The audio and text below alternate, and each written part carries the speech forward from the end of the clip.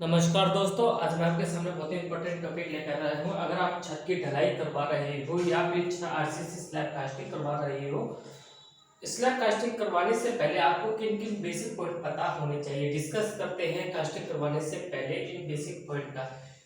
Cover blocks, जब हमारी steel binding होती है, स्टील बाइंडिंग होने के बाद में शटरिंग और सरिये के बीच में हमें गैप प्रोवाइड करवाना होता है।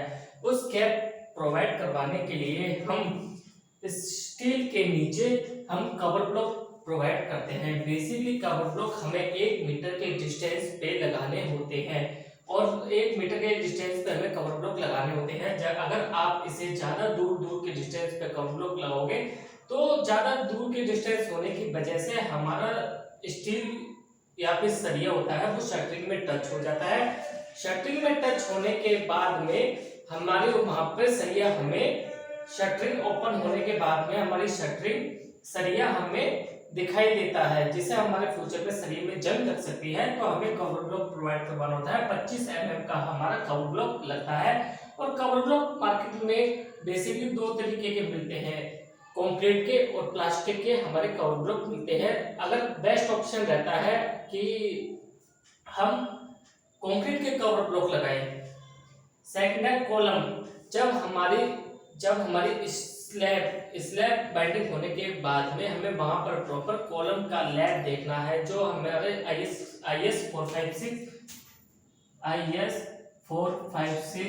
2200 के अकॉर्डिंग हमारा जो लैब होता है 45D और 50T 50 multiply dia of steel. जितने mm का हम स्टील प्रोवाइड कर रहे हैं 50 मल्टीप्लाई 16 mm का होता है। 50 मल्टीप्लाई 16 तो हमारा 800 mm का लैप होता है। लैप हमारा ऐसे चलता है नीचे सरिये में। और 50 मल्टीप्लाई अगर हम 20 mm का कर रहे हैं तो 1 मीटर का हम वहां पे लैप प्रोवाइड करते हैं। थर्ड पॉइंट है स्टील प्रोवाइड बाइंडिंग। स्टील में जो भी हमारा सरिया छत पे बनता है 8 mm का, 10 mm का, 12 mm का, उसकी प्रॉपर तरीके से हमारी स्टील की बाइंडिंग होनी चाहिए, जिसे हम फुल बाइंडिंग कहते हैं। कहीं कहीं पर हाफ बाइंडिंग करते हैं, हाफ बाइंडिंग ना करके हमें वहां पर स्टील की प्रॉपर फुल बाइंडिंग करनी होती है। और उसके बाद में जो हमारा सरिया का जो हमारा क्रैंक होता है, वो हमारा 45 डिग्री एंगल पे क्रैंक होता है। वह क्रैंक हमारा एक अल्टरनेट में क्रैंक प्रोवाइड होना जरूरी है। अगर क्रैंक कहीं आगे है कहीं पीछे क्रैंक प्रोवाइड हो रहा है, जिसकी वजह से हमारी स्लैब में शेयर फोर्स और जो हमारी बेंडिंग मूवमेंट होती है वह लोड हमारा लोड बेरिंग ना होने की वजह से हमारी स्लैब कास्टिंग फेल हो सकती है। तो आपको स्लैब कास्टिंग करने से पहले हमें जो हमारे क्रैक्स प्रोवाइड होते हैं वो हमारे बिल्कुल एक स्टेट में होने चाहिए। उसके बाद में जो हमारे क्रैक्स प्रोवाइड होते हैं वो हमारे क्रैक प्रोवाइड होता है सरिया हमारे 45 डिग्री एंगल पे बेंड होता है। बेंड होने के बाद में जो हमारा क्रैक प्रोवाइड होता है वह हमारा L/4 और L/5 पे हमारा क्रैक प्रोवाइड होता है। सपोज जैसे कि मेरा रूम है, रूम की लेंथ है 30 फीट है, तो 30 डिवाइडेड बाय 5, तो मेरा इसे 30 डिवाइडेड बाय 5 जो भी मेरा आंसर आता है उसी के अकॉर्डिंग हम क्रैक को प्रोवाइड करते हैं। क्रैक 45 डिग्री एंगल पे हमारा क्रैक प्रोवाइड होता है। और अल्टरनेट बार और बेंट अप बार पे दो हमारे स्टील में हमारे 2 बार्स होते हैं। अल्टरनेट बार जो हमारा बिल्कुल सीधा चलता है, बेंट अप बार बोर्ड होता है जो हमारा क्रैक के लिए प्रोवाइड होता है, उसे हम बेंट अप बार बोलते हैं। दोनों में हमारे क्रैक 45 डिग्री एंगल पे प्रोवाइड होते हैं। फिफ्थ पॉइंट है, अगर आप छत स्टील बाइंडिंग होने के बाद में हमें इलेक्ट्रिसिटी के जो हमारे पाइप होते हैं, और इलेक्ट्रिसिटी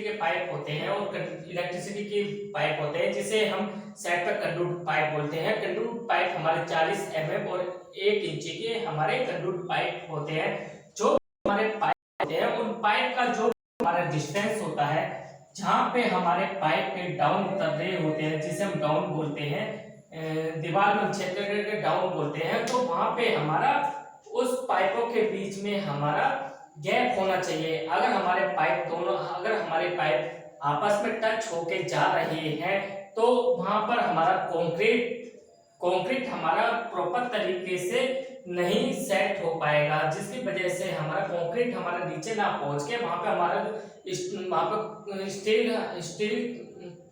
कंक्रीट हमारा प्रॉपर तरीके से नीचे ना पहुंच के वह हमारा पोरस जगह रह जाएगी, वह हमारा फ्यूचर में वीक पार्ट हो सकता है और उसकी वजह से हमारी स्लैब हनीकॉम्बिंग निकल सकती है। हनीकॉम्बिंग निकलने के बाद में वहां पे हमारी जंग लग सकती है।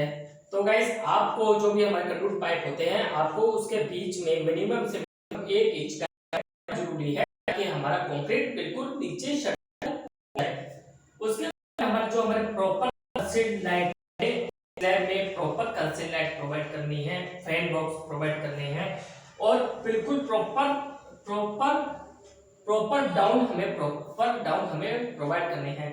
अगर स्लैब कास्टिंग होते समय हमें कंसील्ड लाइट होती है, उसको हमें चारों तरफ से टेप लगाकर हमें कंसील्ड लाइट प्रोवाइड करनी है और फैन बॉक्स होते हैं उसके चारों तरफ टेप लगा के अंदर हमें अखबार भर के हमें प्रॉपर तरीके से हमें कंसील्ड और फैन बॉक्स प्रोवाइड करने होते हैं और हमें स्लैब के नीचे कंसील्ड और फैन बॉक्स के नीचे हमें एक अखबार लगाना होता है, ताकि हमारे फ्यूचर में वह स्लैब कास्टिंग होने के बाद में जब हमारी शटरिंग रिमूव होती है तो वो हमें दिखाई दे, वो हमारे कंक्रीट में दबे नहीं।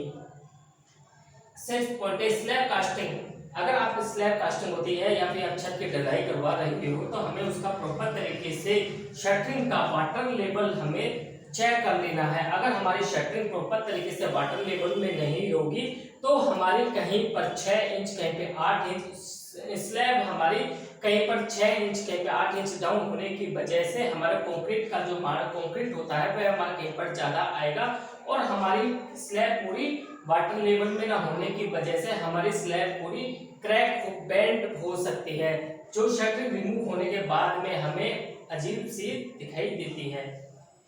स्लैब जो हम साइड पे लकड़ी के फट्टे यूज करते हैं, उसे हम प्लाई बोर्ड बोलते हैं। 8 बाई 4 के हमारे प्लाई बोर्ड होते हैं, उसके बीच में जो हम उस शटरिंग के बीच में जो हमारा गैप होता है उसे हमें सबसे पहले उसे टेप लगानी है। उन गैपों के ऊपर हमें स्टील बिछने से पहले, स्टील बाइंडिंग होने से पहले हमें वहां पर टेप लगानी है। टेप लगाने के बाद में हमें उसमें पीओपी भर देनी है, ताकि जब हमारी स्लैब कास्टिंग होती है तो वहां से हमारी स्लरी ना निकले।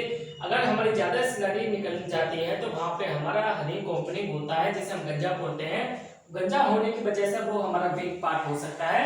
तो गाइस, तो आपको पता होना चाहिए शटरिंग के गैप हमें फिलिंग कर देने हैं। स्लैब जो हम शटरिंग में जो हम शटरिंग प्रोवाइड करते हैं, शटरिंग प्रोवाइड करते समय हमारे वहां पे हमें डबल जाल प्रोवाइड करना होता है स्टील का, और शंकर हमारा 6 इंच से लेकर 9 इंच तक का हमारा शंकर प्रोवाइड होता है। इससे ज्यादा हमारा शंकर प्रोवाइड नहीं होता है और हमें उसमें प्रॉपर तरीके से टॉयलेट के हमें पाइप की हमें फिटिंग कर लेनी है प्रॉपर तरीके से। अगर हम पाइप की फिटिंग नहीं करते हैं, बाद में हमारी आरसीसी स्लैब को हमें तोड़ना पड़ता है, जिसकी वजह से हमारी कुछ स्ट्रेंथ कम होती है आरसीसी स्लैब की।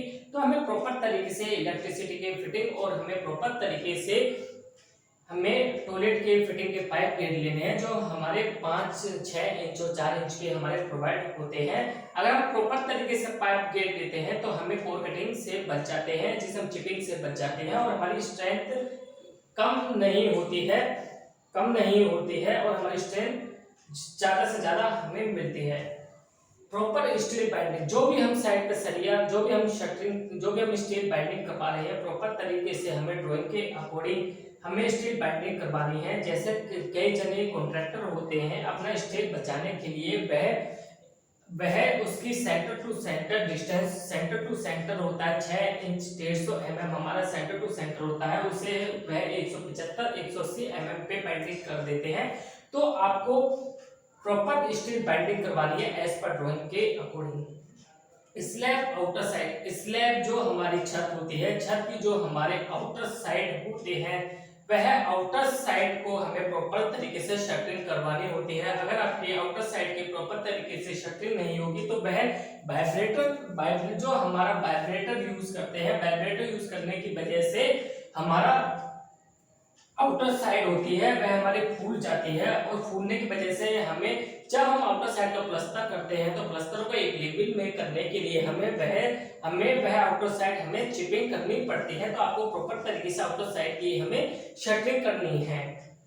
प्रॉपर स्लैब क्लीनिंग, यह प्रॉपर जब आपकी छत कास्टिंग होने से पहले हमें स्लैब की प्रॉपर सफाई करवा लेनी है, स्लैब की हमें प्रॉपर क्लीनिंग करवा लेनी है। जो भी हमारा साइड पे पिन्नी होती है, डस्ट होती है, और जो भी हमारे बाइंडिंग वायर और लूज बाइंडिंग वायर और या फिर लूज जो भी मटेरियल होता है वह हमें प्रॉपर तरीके से उस स्लैब की क्लीनिंग करवा लेनी है। वाइब्रेटर यूज स्लैब, हम वाइब्रेटर यूज करते हैं स्लैब कास्टिंग करवाते समय, हमें 60 mm 50 mm का हमें नीडल का हमें वाइब्रेटर यूज करना है। कई कॉन्ट्रैक्टर क्या करते हैं वहां पे 25 या 30 mm नीडल का वाइब्रेटर यूज करते हैं। वाइब्रेटर यूज करते हैं वह वाइब्रेटर प्रॉपर वाइब्रेटर ना लगने की वजह से वह पार्ट्स हमारा गंजा निकल जाता है या फिर हनीकॉम्बिंग निकलता है, जो बाद में हमें शटरिंग रिमूव होने के बाद में हमें उसकी रिपेयरिंग करनी पड़ती है। तो गाइस, अगर आप स्लैब कास्टिंग करवा रहे हो तो आपको ये बेसिक पॉइंट पता होने चाहिए स्लैब कास्टिंग करवाने से पहले। तो गाइस, अगर आपको मेरे वीडियो अच्छा लगा हो तो आप मेरे यूट्यूब चैनल को लाइक करें, शेयर करें और सब्सक्राइब करें। ऐसे ही हम आगे वीडियो में मिलते रहेंगे।